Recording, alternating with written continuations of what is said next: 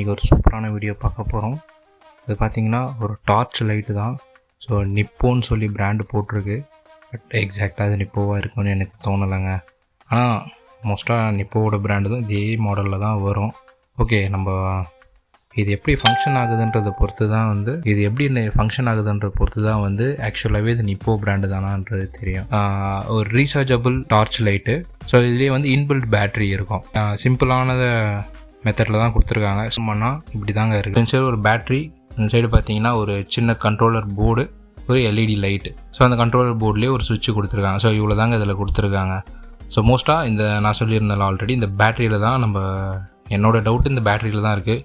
So இந்த பேட்டரியை வந்து நம்ம செக் பண்ணி பார்த்துடலாம்.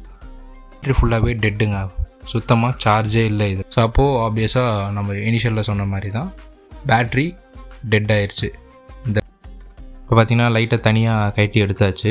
இப்போது பாசிட்டிவ் அண்ட் நெகட்டிவ் டெர்மினலில் கரெக்டாக நம்ம ப்ளேஸ் பண்ணி பார்ப்போம். பார்த்திங்கன்னா இப்போ பஸர் சவுண்டு வருது. ஆக்சுவலாக பஸர் சவுண்டு வரக்கூடாது, லைட்டு க்ளோ ஆகணும். ஸோ லைட்டு க்ளோ ஆனால் தான் லைட்டு வந்து ஒர்க் ஆகுதுன்னு அர்த்தம். இப்போ இதுவே நான் ஒரு சாம்பிள் காட்டுறேன் பாருங்கள். ஸோ இது வந்து நம்ம எல்இடி லைட்டோடையது. ஸோ அதில் பாருங்கள் வச்சு காட்டுறேன். இதில் பார்த்திங்கன்னா க்ளோ ஆகுதுங்களா? ஸோ அப்படி க்ளோ ஆச்சுன்னா லைட்டு ஃபீஸ் போல் நல்லா இருக்குதுன்னு அர்த்தம். ஸோ இப்போ இதுவே நம்ம டார்ச் லைட்டை பார்த்திங்கன்னா பீப் சவுண்டு வருது. ஸோ இந்த லைட்டு போயிடுச்சு. இப்போ நம்ம இந்த லைட்டை நம்மளோட எல்இடி லைட்டோட போர்டிலேருந்து எடுத்து மாற்ற போகிறோம்.